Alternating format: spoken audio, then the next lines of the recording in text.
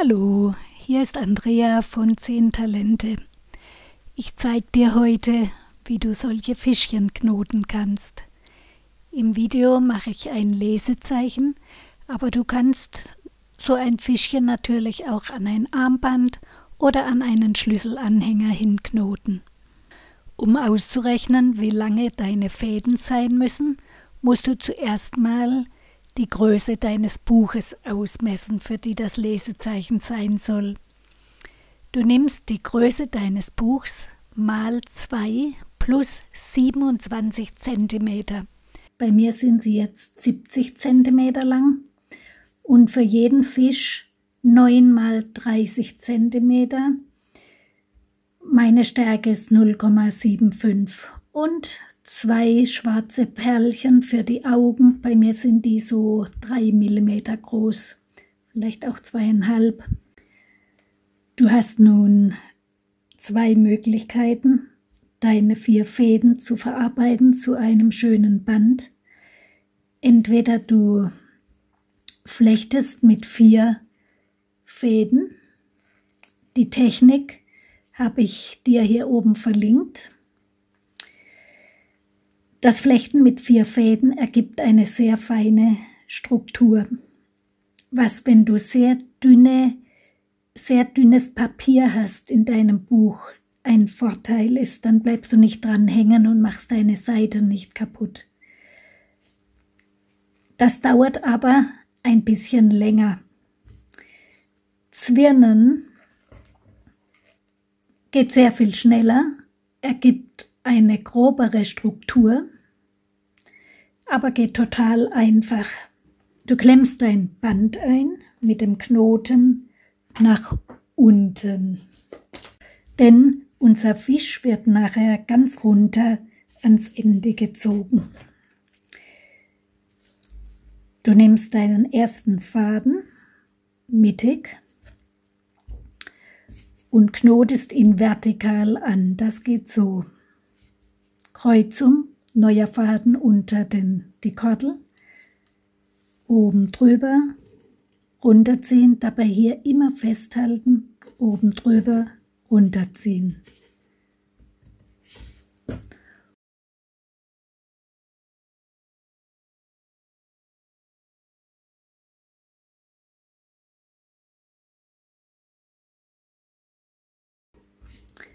Der erste Faden ist dieser Leitfaden, der von oben bis unten durchgeht.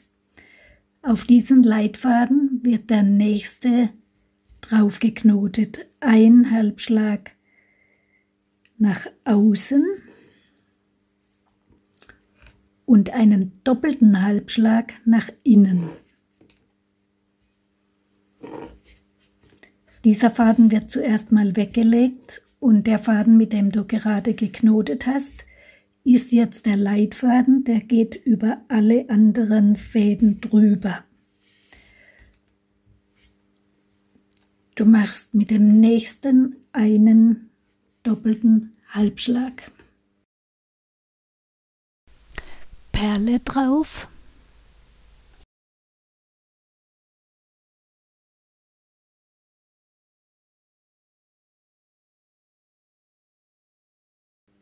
Dafür lässt du diesen nächsten Knotfaden aus. Stattdessen haben wir ja die Perle und dann kommen deine nächsten Fäden.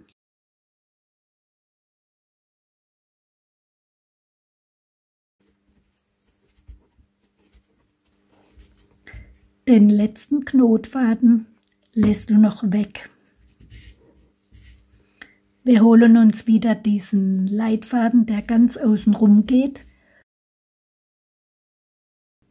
schieben die Knoten noch mal schön zusammen. Der nächste Faden macht einen Halbschlag nach außen und einen doppelten Halbschlag nach innen. Und ist jetzt wieder der Leitfaden. Zuerst knotest du den Faden drauf, der unter der Perle rauskommt.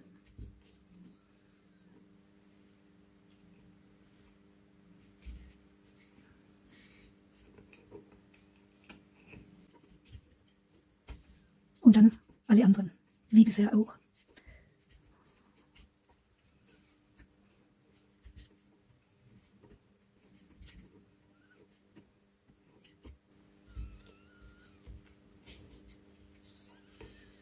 Der Leitfaden der vorigen Reihe, also das war der, den wir weggelassen haben, der Leitfaden der vorigen Reihe geht jetzt unter den Leitfaden von der Reihe und du behandelst ihn wie einen Knotfaden und knüpfst nochmal einen doppelten Halbschlag.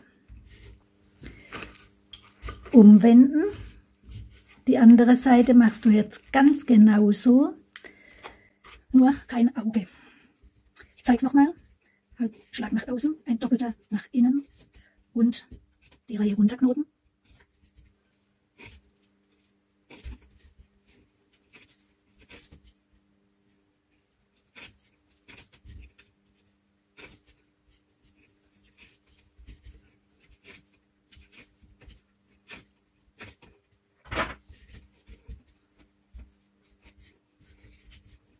Einen Halbschlag nach außen, einen doppelten Halbschlag nach innen und das ist unser neuer Leitfaden.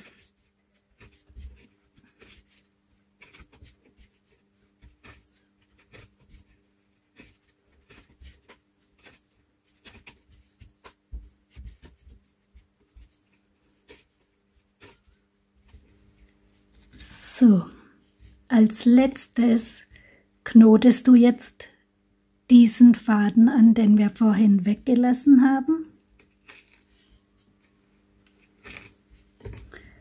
Das musst du auch drüben machen, das habe ich vorhin vergessen.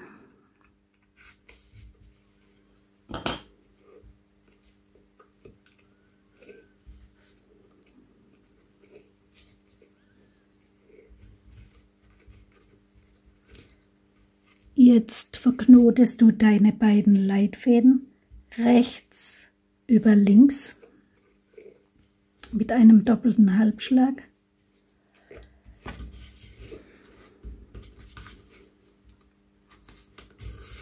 Und jetzt kommt die letzte Reihe. Dann nimmst du jetzt diesen durchgehenden Leitfaden, schiebst die Knoten nochmal gut an, damit das eine schöne Umrandung gibt und nimmst den nächsten Faden dazu. Jetzt hast du zwei Leitfäden, die behandelst du wie einen und knotest jetzt die Reihe runter.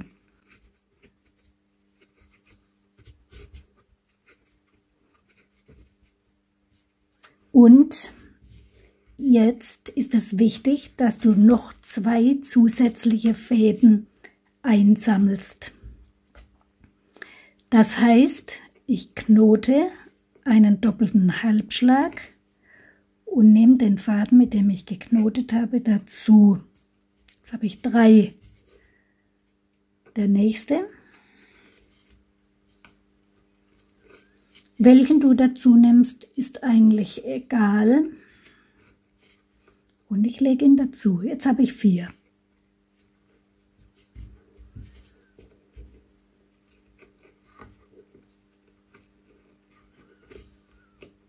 Und den letzten.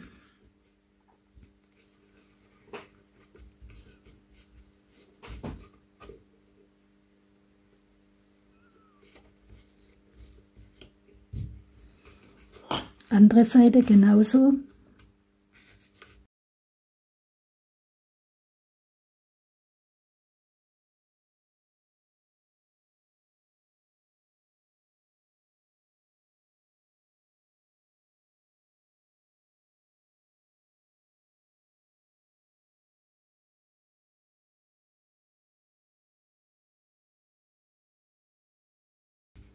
Du hast jetzt 2 Bündelfäden mit jeweils 4 Fäden drauf. Jetzt machst du das rechte Bündel über das linke.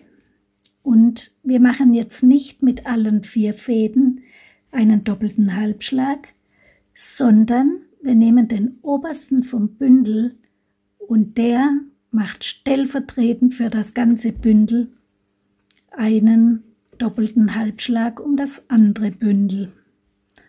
Und du legst deinen Faden wieder zurück zu seinem Bündel. Jetzt nimmst du die beiden nächstobersten Knotfäden unten drunter und der macht einen doppelten Halbschlag. Die anderen legen wir mal aus der Reihe aus dem Weg. Jetzt nimmst du den untersten vom Bündel und machst mit dem auch einen doppelten Halbschlag. Und so weiter. Immer den untersten.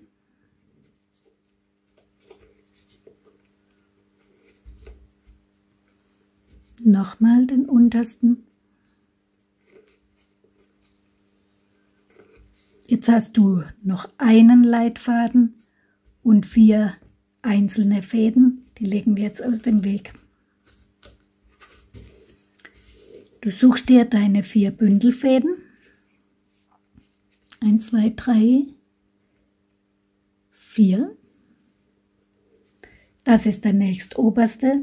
Der macht einen doppelten Halbschlag. Und dann nimmst du wieder immer den untersten aus dem Bündel heraus.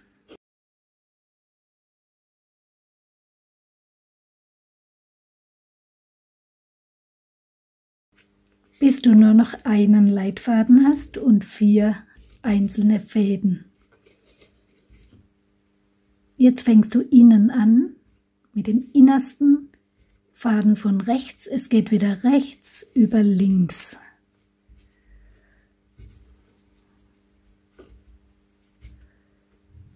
Mit dem innersten fängst du an, eine Reihe doppelte Halbschläge. Ich brauche hier eine Stecknadel, dass es nicht wackelt.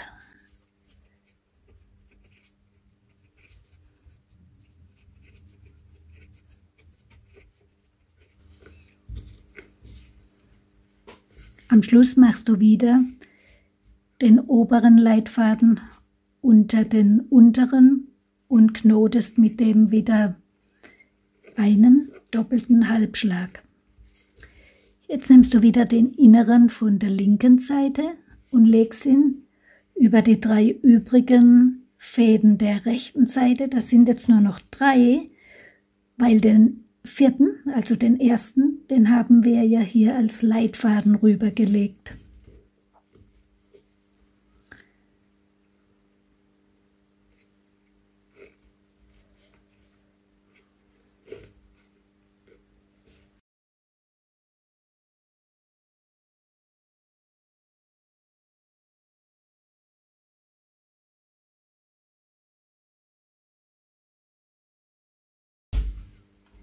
Wenn du alles richtig gemacht hast, kannst du diesen Fisch jetzt runterziehen an deiner Kordel.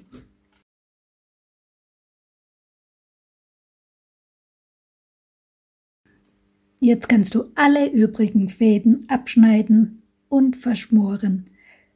Auch die übrigen von der Kordel. Fertig sind die beiden Fische vom Doppellesezeichen. Wie funktioniert jetzt dieses Doppellesezeichen? Du machst das erste rein, schlägst dann die Seiten um und legst das zweite ein. So,